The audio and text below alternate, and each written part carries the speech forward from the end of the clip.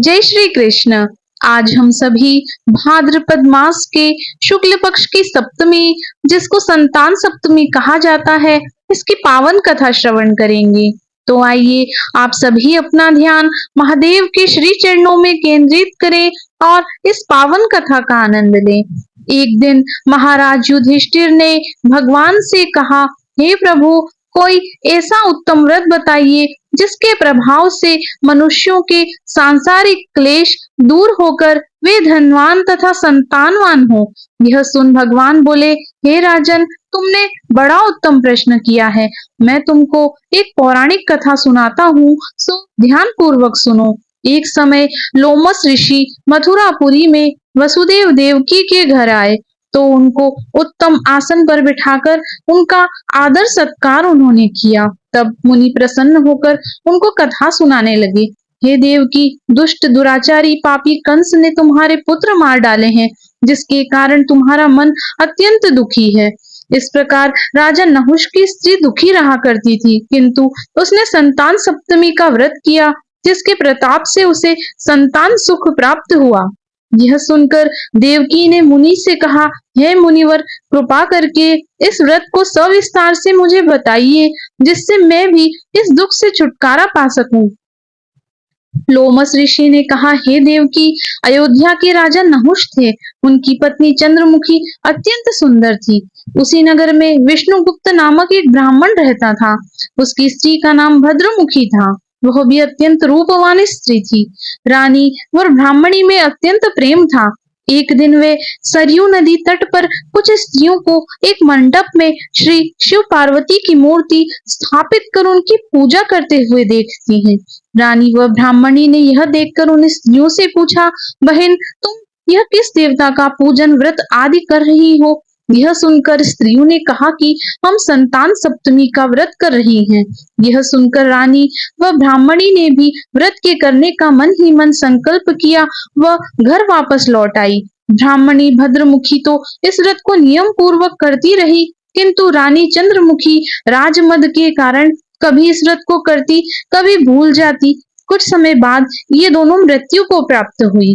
दूसरे जन्म में रानी ने बंदरिया और ब्राह्मणी ने मुर्गी की योनि पाई, परंतु ब्राह्मणी मुर्गी की योनि में भी कुछ नहीं भूली और भगवान शिव पार्वती का ध्यान करती रही।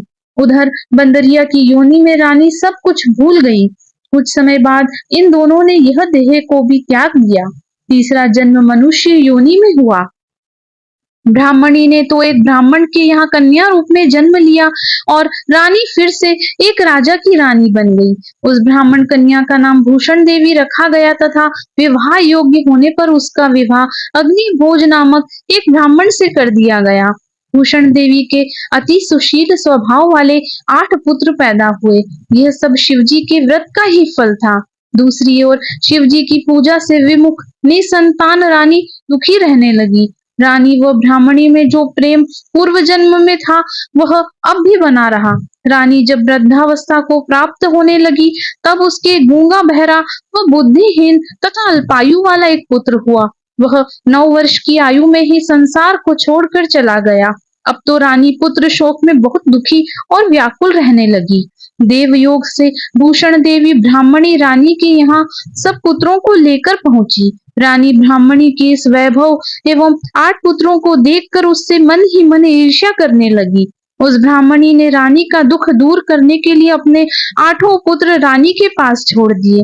रानी ने पापवश उन ब्राह्मण पुत्रों को लड्डू में जहर मिलाकर खिला दिया, परंतु भगवान शिव की कृपा से एक भी न मरा। जब भूषण देवी भगवान की पूजा सेवा से निवृत्त होकर वहां आई, तब रानी ने उससे कहा, मैंने तेरे पुत्रों को मारने के लिए लड्डू में विष मिलाकर खिला दिया, परंतु इनमें से एक भी न मरा। तूने ऐसा कौन सा दान पुण्य व्रत आदि किया है जिसके कारण तेरे पुत्र नहीं मरे और तू नित्य नए सुख भोग रही है? इसका भेद मुझे निष्कपट कहो, मैं तेरी बड़ी ऋणी रहूंगी। रानी के ऐसे वचन सुन ब्राह्मणी ने रानी को तीनों जन्मों का हाल कह सुनाया।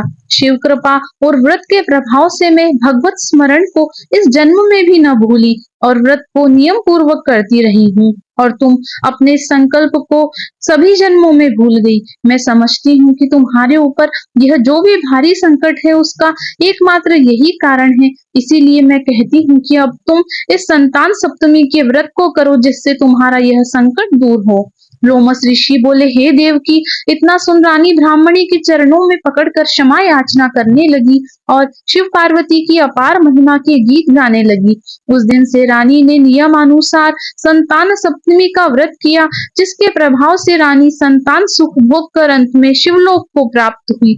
हे देवकी, भगवान शिव के व्रत का ऐसा प्रभाव है कि पथ भ्रष्ट मनुष्य भी अपने पथ पर अग्रसर हो जाता है और अंत में ऐश्वर्य भोग कर मोक्ष पाता है।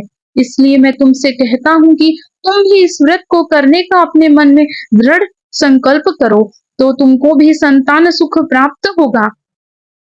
ऋषि के कथानुसार माता देवकी ने यह व्रत किया, जिसके फलस्वरूप कृष्ण का जन्म हुआ। यह व्रत विशेष रूप से स्त्रियों को कल्याणकारी है, परंतु पुरुषों को भी समान रूप से कल्याणदायक है।